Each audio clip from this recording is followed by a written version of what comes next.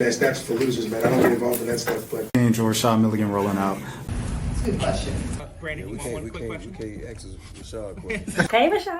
Oh, yo. What is going on? My name is Rashad. I'm in the zone and you is with me. Gotta keep it going off the top with the my name is Rashad Milligan. This is the Road to 5K Subs. If you are new to the channel, yeah. Basketball weekend. It's basketball weekend. I'm just touch on basketball real quick so I can kind of cover my bases because I'm gonna be talking about a whole bunch of other stuff that isn't basketball today. Nikola Jokić, 30 points. Wait, hold on. Let me get the exact stats. Hold on, let's pull this up. Jokić had like 30, 20, and 20. But what type of 20 and 20 was it? Was it like 21 rebounds and 22 assists? It was something like that, bro. It was crazy. Let me see. All right, there we go. Yeah, Jokić had in 45 minutes, 31 points, 22 assists, and 21 rebounds, bro. Like, come on, dude. Come on, dude. He's crazy, man. He crazy, bro. And it's like, he's at back-to-back right now. So this will be a three-peat, if I'm not mistaken, or it'll be like 4 of the last 5 or 3 of the last 4 because I know Embiid got it one year. But Jokić is on a crazy run, bro. And he won a title. He's got a title on this year's belt already. So it's not just individual accolades. And this team, I don't know if this team is necessarily just as great as, I'm saying the championship team. I think Jamal Murray's regressed a little bit. I think Aaron Gordon, due to injuries, regressed a little bit. Obviously, last night, Aaron Gordon had a great game. I think he went like 5 for 5 or starting out from 3 for the night. He ended up with 27 points in 39 minutes. Murray had 19 points. I think that's good enough when your best player has 30, 20, and 20. Michael Porter Jr. MPJ, 16 points. That's kind of what you want from him in that mid-range or production level. Russell Westbrook, double digits as well. How many players in double digits? 1, Peyton Watson, Russell Westbrook. Christian Braun had 25, 5 and 5. Okay, Christian Braun. Jamal Murray was in double digits. Jokić, obviously, double digits.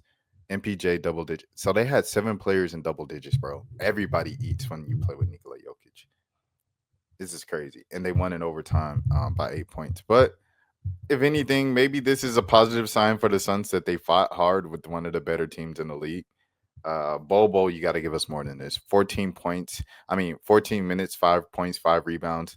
If you're supposed to be the slept on one who doesn't get the playing time and doesn't get the opportunity that people say you don't, you have to step up more in games like this, bro. Against your former team too. Nick Richards, a solid 18 and 5. Book, of course, 34, 7 and 6. And then KD did his thing too. Mason Plumlee, 18 and 11 off the bench. That's very solid. Very solid. I'm just box score watching with this. And then in Unrivaled, we had the Rose win last night. They clinched the playoff spot. I don't know if they clinched this playoff spot before last night. I missed the game because I was on a flight. And it was one of the flights that don't have the, they don't have the joints on there. They don't have the TVs on there. So I missed the actual play. But I saw all the clips with Angel in particular. And I saw that Angel was barking back with her and Nafisa. Like they were going back and forth at it. I think Angel, like Nafisa, like they got into kind of like, got hooked up or whatever, tingled up. And then I think Angel kind of like gave Fee an elbow and she's running down the court and Fee like tried to push her or whatever on her way back down the floor. And then Angel made a shot and I think she said something to Fee. And then Fee made a shot on Slim. And then after she made the shot though, she ran to Angel Reese and said something to Angel Reese on their way back to the bench or whatever during the time. It's getting spicy. I say all this to say it's getting spicy. And then Angel also had something with Shakira. And it's crazy. 2 players are like, no, I didn't cover Angel in high school, but I covered Kira in high school. But players I covered from very young, kind of growing up from the same area. But Angel threw down Shakira and one play down to the ground and stuff like that. it's getting spicy, bro. It's getting spicy. It's getting real. We're headed to the playoffs and Unrivaled and stuff like that. So it's getting real over there. It's real hoops. You know, they're kind of cutting down on the season at the same time as March Madness. And I think they're going to continue to kind of garner the same type of attention just because the games are so good. The drama's ramping up. And you have to give this credit to Angel Reese, bro. Every situation, every new level, every new challenge, she might start off struggling and trying to figure it out. Once she figures it out, she figures it out. And she's a legitimate good basketball player. She's been tested at every level now. She's been tested at Maryland, been tested at LSU, been tested at the beginning of her rookie season versus the end of her rookie season with the Chicago Sky, beginning of Unrivaled versus how she looks now in Unrivaled. She's figured it out. 3-on-3 full court.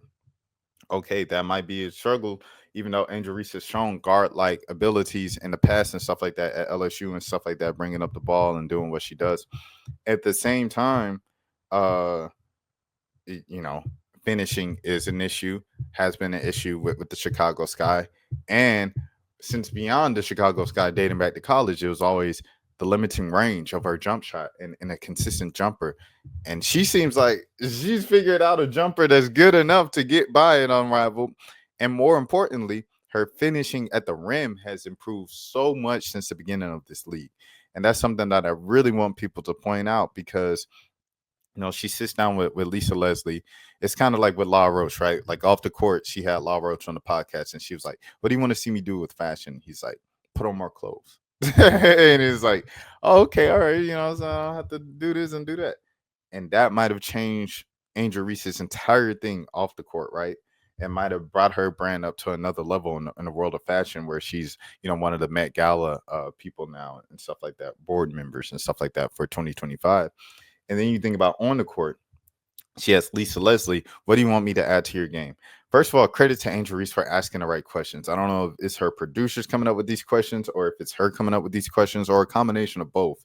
But both of these questions and the answers that she received from them, I believe, are the things that it's stuff like that that's going to take her career to the next level. And when Lisa Leslie said you had to finish in, you have to work on finishing your layups. You have to work on finishing around the rim. And she went out and did that, or it looks like she's doing that. And these highlights and these clips, like I said, I didn't get a chance to watch the full game live last night because I was on the flight. But in these highlights, you can even tell from the highlights, most of the layups are just first attempt layups. There's no putbacks. There's no miss a shot, get the rebound, miss another shot, get the rebound, and then make it, and then foul, and then, you know, you guys are screaming, and it's none of that. It's just in transition, you get the ball, play two-on-one game, and then you put up the layup, and she makes it. And, you know, so her finishing is getting much better at the rim. She's becoming a more efficient offensive player and stuff like that. You already know what she brought on the defensive end and on the boards. She's becoming a very, very dangerous player. And she was already, you know what I'm saying, one of the better post players in the league as an all-star, you know, and stuff like that. So I don't know. It's like when people talk about Angel Reese, it's just like you obviously don't follow basketball. But yeah, she's a pretty good player, man. Pretty good player and young player, only going to get better. And it seems like she's open to getting better, open to the criticism. I think I don't want to say needed, but I think it did help a lot to have that spotlight placed on her at LSU and get ridiculed the way that she got ridiculed, because now I feel like she kind of got the period of where the criticism to you, it goes beyond kind of like being hurt or being on the defensive when somebody says something mean to you, and you get to, okay, where can I get the constructive critiques out of this kind of what you would think would be a hateful narrative or a hateful statement, and how can I use that to really work on my game and improve?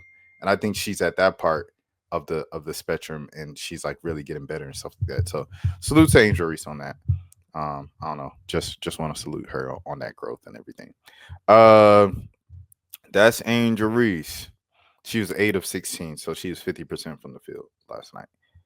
What else do I want to talk about? Okay, I guess I will go to this. That's for losers, man. I don't get involved in that stuff, but Angel Rashad Milligan rolling out. That's a good question. We can't ask Rashad questions. Hey, Rashad.